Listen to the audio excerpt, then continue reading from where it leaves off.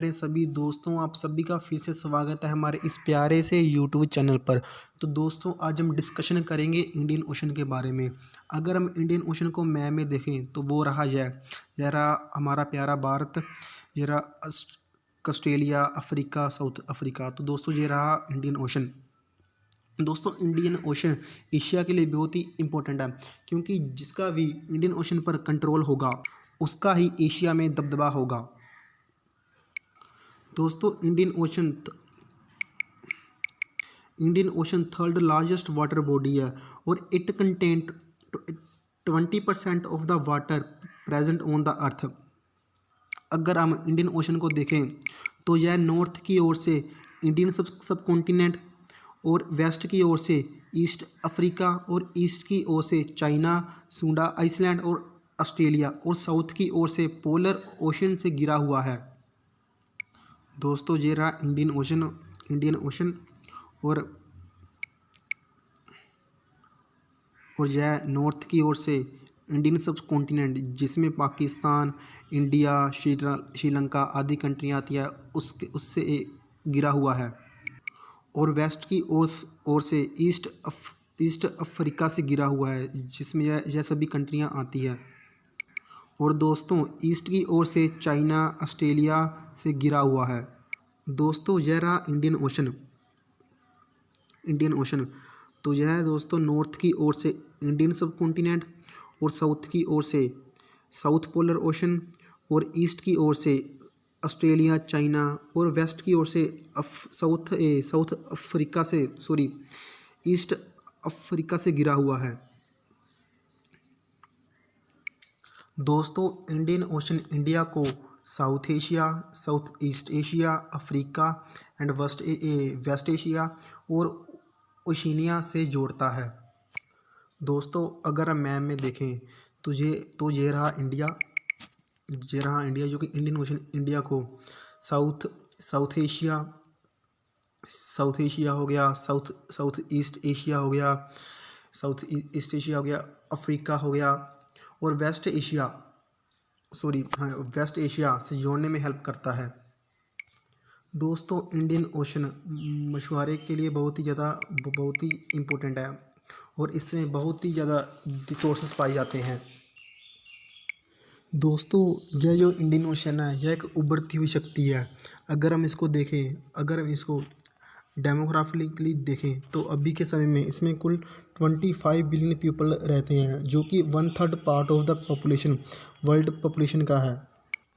दोस्तों, अगर हम इकोनॉमिकली देखें तो वर्ल्ड का क्रूड ऑयल 90% का ट्रेड इसी से ट्रांसपोर्ट होता है, जहाँ से ट्रांसपोर्ट होता है, जो कि 3 नैरो वाटरवेज के नाम से जाने जाते हैं, जिसको choke point of the Indian Ocean भी कहते हैं, जिसमें the state of Hormuz located between the Persian Gulf and the Gulf of Oman है।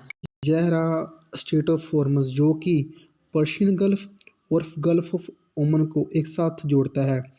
वर्ल्ड का 90% का क्रूड ऑयल का ट्रांसपोर्ट यहीं से होता है, क्योंकि मैक्सिमम ओपेक कंट्रियाँ यहीं पर है। Saudi Arabia, Iraq, Iran, Kuwait, UAE. OPEC कंट्रियाँ वो होती है जो ऑयल एक्सपोर्ट करती हैं, जिनके लिए सिर्फ यही एक रास्ता है जिससे वह अपना तेल को एक्सपोर्ट कर सके,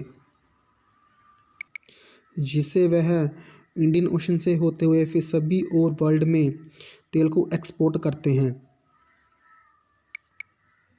जैसे कि यहाँ से होते हुए यहाँ पर और सभी यहाँ पर सभी वहाँ पर सभी से एक्सपोर्ट करते हैं। State of Hormuz only sea route है जो कि पर्शियन गल्फ को इंडियन ओशन के साथ जोड़ता है, यानी कि सिर्फ इसकी मदद से ही पर्शियन गल्फ इंडियन ओशन के साथ जुड़ता है, कनेक्ट करता है एक दूसरे के साथ। इंडियन इकोनॉमी सबसे तेज ग्रोथ करने वाली इकोनॉमी है और आने वाले समय में इंडिया लार्जेस्ट पॉपुलेशन वाली कंट्री बन जाएगी और सबसे ज़्यादा पोटेंशियल क्षमता वाला भी कंट्री बन जाएगी।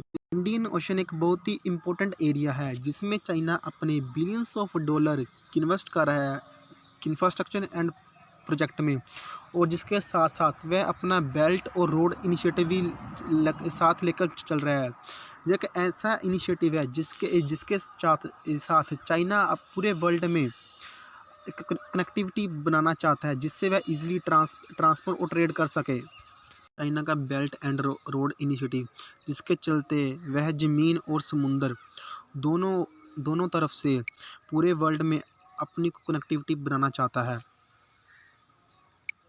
और चाइना इन्वेस्ट करके स्ट्रेटजिक एज लेना चाहता है in the Indian ocean. China लगातार इंडियन ओशन में अपनी नेवल पावर को इंक्रीज़ कर रहा है, और चाइना और पाकिस्तान और श्रीलंका की तरह यह जिबूती में भी एक नेवल अड्डा बना रहा है, जो कि important link in the Beijing belt and road initiative. आपको मैप में बताऊं तो जैसे कि चाइना श्रीलंका में खंबल टोटा, और जहाँ पे पाकिस्तान में ग्वादर पोर्ट, और म्यांमार में सितवे पोर्ट, और यहाँ से सी पैक योजना, और ऐसे ही इंडिया को इसने चारों तरफ से घेरा हुआ है। इंडियन ओशन में चाइना की पूरी प्रेजेंस है। भारत की इंडियन ओशन में क्या पोजीशन है? भारत ने लास्ट फ्यू ईयर से अपनी पॉलिसी में चेंज किया है, जिसमें हमारे देश के प्राइम मिनिस्टर ने सागर इनिशिएटिव लेकर आए, जिसकी फुल फॉर्म थी security and growth for the all the region, यानी कि इंडियन ओशन में सभी को सिक्योरिटी देना और इसमें ग्रोथ करनी, यानी कि कल को चाइना यहाँ पर आके इन्वेस्टमेंट ना करे, और यहाँ के देश, इसमें जो भी देश आते हैं वह चाइना की गोद में जाकर ना बैठे। जितना ज़्यादा चाइना जहाँ पर इन्वेस्ट करेगा, उतना ज़्यादा उसका दबदबा इंडियन ओशन में होगा। और ये सागर इनिशिएटिव चाइना को टैकल करने के लिए भी लेकर आए। इनिशिएटिव इंडियन ओशन में बहुत ही इम्पोर्टेंट रोल प्ले कर रहा है, और जिसके चलते यह चाइना को टैकल करने में भी हेल्प कर रहा है। तो बस जरा आज का डिस्कशन कैसा लगा, लाइक और कमेंट करके ज़रूर बताना। Thanks for watching the video.